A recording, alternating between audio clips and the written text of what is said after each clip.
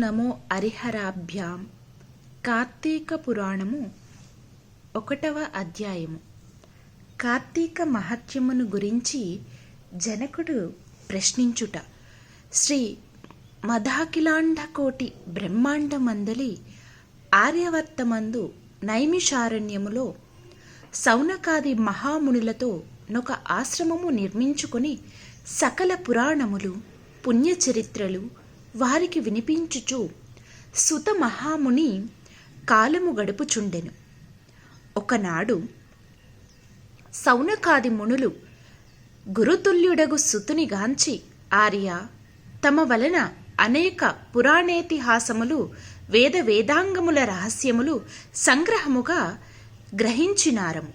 కార్తీక మాస మహత్యమును కూడా వివరించి దాని ఫలమును తెలుపగోరుచుంటిమి గాన తమరా వ్రతమును వివరించవలసినది అని కోరిరి.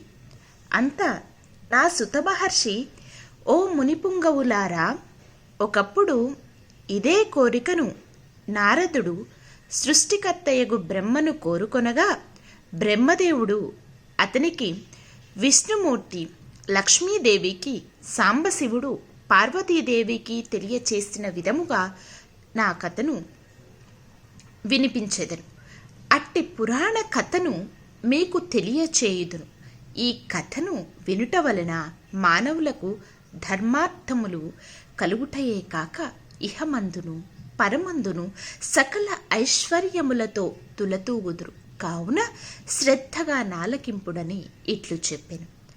పూర్వము ఒకానొక దినంబున పార్వతీ పరమేశ్వరుడు గగనంబున విహరించుచుండగా, పార్వతీదేవి, ప్రాణేశ్వర, సకల ఐశ్వర్యములు కలగచేయునట్టిది సకల మానవులు వర్ణభేదములు లేక ఆచరించదగినది, శాస్త్రసమ్మతమైనది, సూర్యచంద్రులు ఉన్నంత వరకు నాచరింపబడేదియగు వ్రతమును వివరింపుడని కోరెను. అంతటా మహేశుడు మందహాసమునరించి, దేవి, నీవు అడుగుచున్న వ్రతము స్కంద పురాణమున చెప్పబడి ఉన్నది. దానినిప్పుడు వశిష్ఠ మహాముని మిథిలాధీశుడగు జనక మహారాజునకు వివరింపబోవుచున్నాడు. చూడు, మా మిథిలా నగరము వైపు అని మిథిలా నగరపు దేశగా చూపించెను. అట మిథిలా నగరములో వశిష్ఠుని రాకకు జనకుడు సంతసించి ఆర్ఘ్యపాద్యములతో సత్కరించి కాళ్ళు కడిగి ఆ జలమును శిరస్సుపై జల్లుకొని, మహాయోగి, మునివర్య, తమ రాక వల్ల నేను, నా శరీరము, నా దేశము, నా ప్రజలు పవిత్రులమైతిమి. తమ పాద ధూడిచే నా గేహము పవిత్రమైనది. తమరు ఇటకి ఏల వచ్చితిరో సెలవొసంగుడని వేడుకొనెను.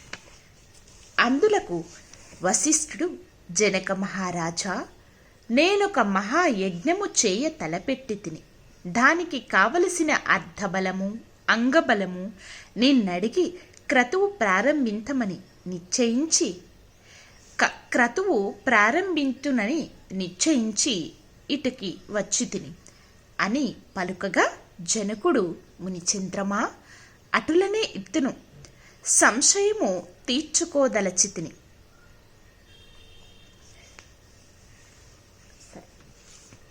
అటులనే ఇత్తును, స్వీకరింపుడు. కాని చిరకాలము నుండి నాకొక సందేహము కలదు. తమ బోటి దైవజ్ఞులనడిగి సంశయము తీర్చుకోదలచితిని. నాయా దృష్టము కొలది ఈ అవకాశము దొరికినది. గురురత్న, సంవత్సరములో గల మాసములలో కార్తీక మాసమే ఏల అంత పవిత్రమైనది? ఈ కార్తీక మాసము గొప్పతనమేమి అను సంశయము నాకు చాలా కాలము నుండి ఉన్నది. కావున తాము కార్తీక మహత్యమును గురించి వివరించవలసినది అని ప్రార్థించెను. వశిష్ఠ మహాముని చిరునవ్వు నవ్వి, రాజా, తప్పక నీ సంశయము తీర్చగలను. నే చెప్పబోవు వ్రతకథ సకల మానవులను ఆచరించ సకల మానవులు ఆచరించదగినది, సకల పాపహరమైనది అయి ఉన్నది. ఈ కార్తీక మాసము హరిహర స్వరూపము. ఈ మాసమునందాచరించు వ్రతము యొక్క ఫలం ఇంతని చెప్పనలవి కాదు, వినుటకు కూడా ఆనందదాయకమైనది. అంతేగాక వినినంత మాత్రముననే ఎట్టి నరక బాధలను లేక ఇహమందును పరమందును సౌఖ్యమును పొందగలరు. నాబోటి సజ్జనులు ఈ కథను గురించి అడిగి తెలుసుకొనుటకు ఉత్తమమైనది. శ్రద్ధగా ఆలకింపమని ఇట్లు చెప్పసాగెను. వశిష్ఠుడు కార్తీక వ్రత విధానమును తెలుపుట. ఓ మిథిలాధీశ్వర, జనక మహారాజా, ఏ మానవుడైనను ఏ వయస్సు వాడైనను ఉచ్చ నీచ అనే భేదము లేక కార్తీక మాసములో సూర్య భగవానుడు తులారాశియందుండగా వేకువజామున లేచి కాలకృత్యములు తీర్చుకొని స్నానమాచరించి దాన ధర్మములను దేవతా పూజలను చేసినచో దాని వలన అగణిత పుణ్యఫలము లభించును. కార్తీక మాస ప్రారంభము నుండి ఇట్లు చేయుచు విష్ణు సహస్రనామార్చన, శివలింగార్చన ఆచరించుచుండవలెను. ముందుగా కార్తీక మాసమునకు ఆదిదేవత యగు దామోదరునికి నమస్కరించి, ఓ దామోదరా, నేను చేయు కార్తీక వ్రతమునకు ఎట్టి ఆటంకములు రానివ్వకు, నన్ను కాపాడుము అని ధ్యానించి వ్రతమును ప్రారంభింపవలెను. కార్తీక స్నాన విధానము.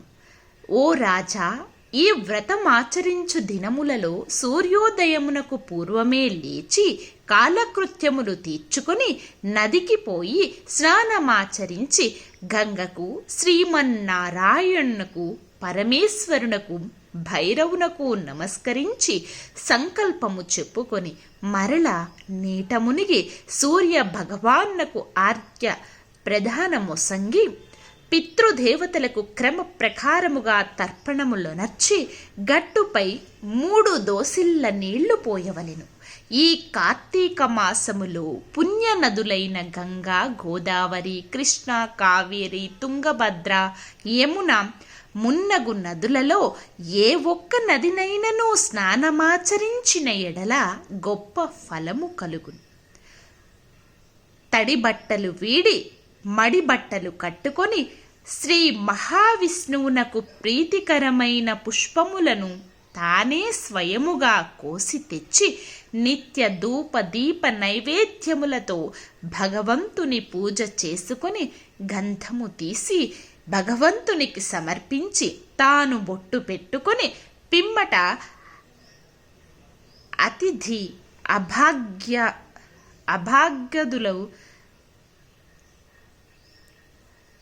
అభాగ్యతులను పూజించి వారికి ప్రసాదమీడి తన ఇంటి వద్ద గాని, దేవాలయములో కానీ, లేక రావి చెట్టు మొదట కానీ కూర్చుండి కార్తీక పురాణము చదవవలెను. ఆ సాయంకాలము సంధ్యావందనమనరించి శివాలయమందు కానీ, విష్ణు ఆలయము యందు కానీ, లేక తులసి కోట వద్ద కానీ దీపారాధన చేసి శక్తిని బట్టి నైవేద్యము తయారు చేయించి స్వామికి సమర్పించి అందరికీ పంచిపెట్టి తరువాత తాను భుజింపవలెను. మరునాడు ముష్టాన్నముతో భూతతృప్తి చేయవలెను. ఈ విధముగా వ్రతమాచరించిన స్త్రీ పురుషులకు పూర్వమందును ప్రస్తుత జన్మమందును చేసిన పాపములు పోయి మోక్షమునకు అర్హులగుదురు. ఈ వ్రతము చేయుటకు అవకాశము లేని వారిలో వ్రతము చేసిన వారులను చూచి వారికి నమస్కరించినచో వారికి కూడా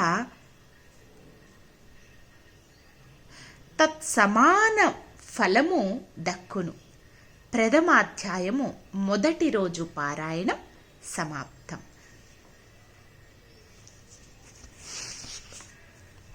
ఓం నమో హరిహరాభ్యో నమః. కార్తీక దామోదరాయ నమః.